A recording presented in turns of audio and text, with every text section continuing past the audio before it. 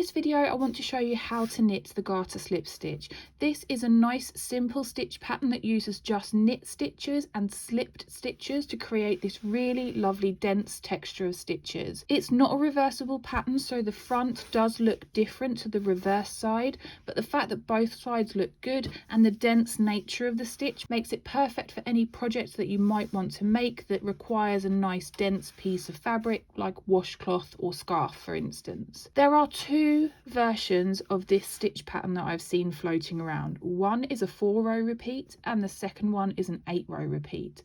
Both are worked in a really similar way. It's just the 8-row repeat staggers the texture slightly, whereas the 4-row repeat stacks the texture on top. Now the 4-row repeat is actually just the first half of the 8-row repeat. So in this video, I'm going to show you how to work the 8-row repeat. And if you want to work the 4-row repeat, you will just stop after row 4 and go back to row 1. You'll often see the pattern multiple for garter slip stitch referred to as 2 plus 1, but that's really just a very fancy way of saying that you need to cast on an odd number of stitches.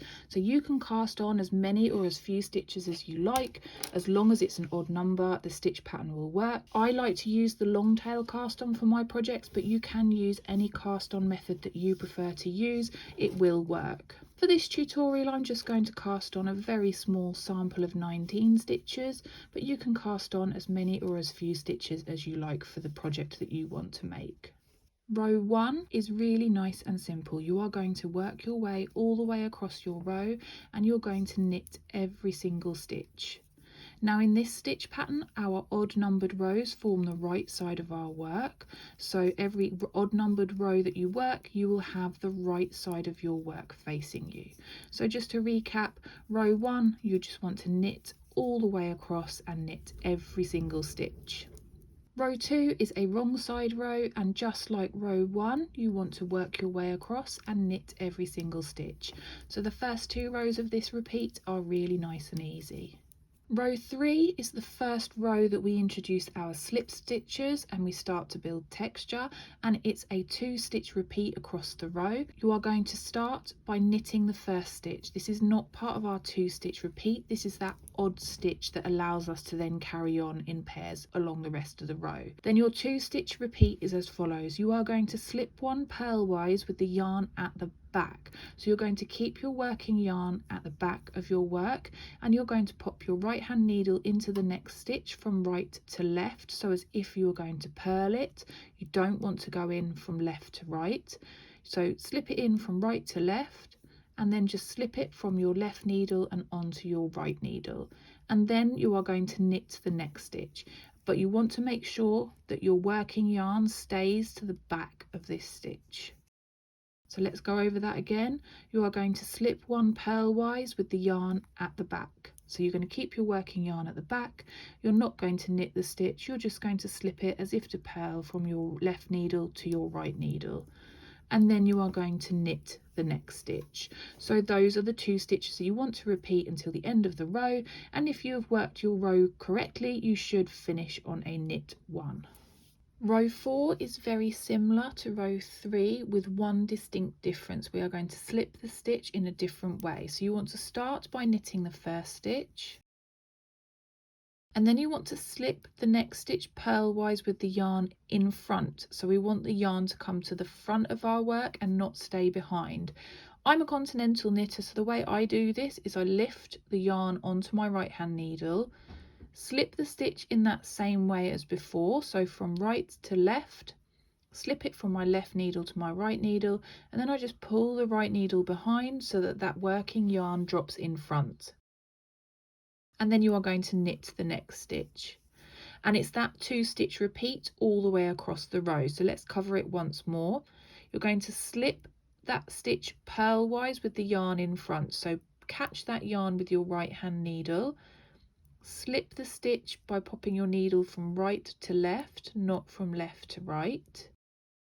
And then when it's on that right hand needle, you can just swing the right hand needle behind so that the yarn is in the front of your stitch. Can you see that it's sat on the front of that stitch, not behind it?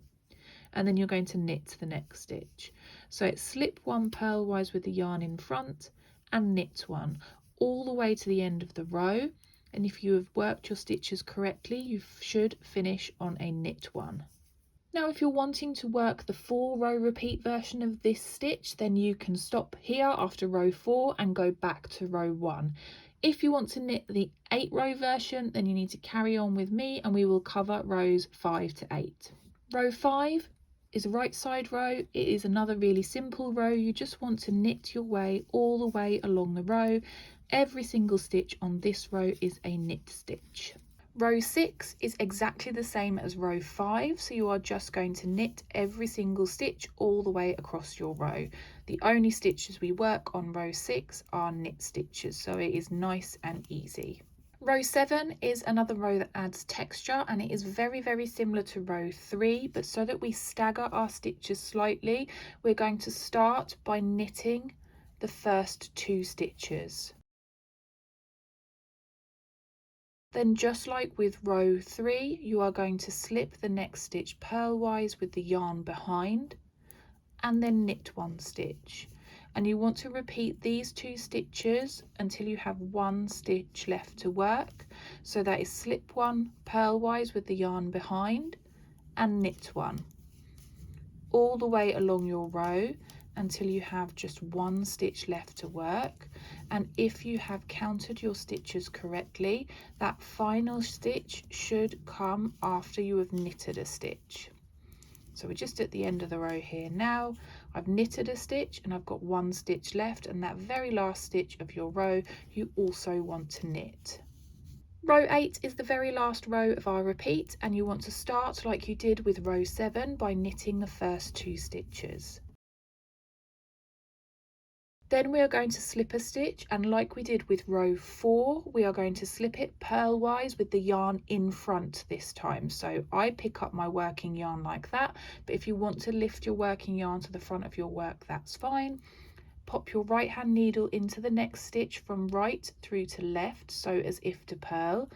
Slip it over from that left hand needle to the right hand needle, and then I swing it behind to pull that working yarn in front, and then you want to knit the next stitch. And it's these 2 stitches you repeat until you have 1 stitch left.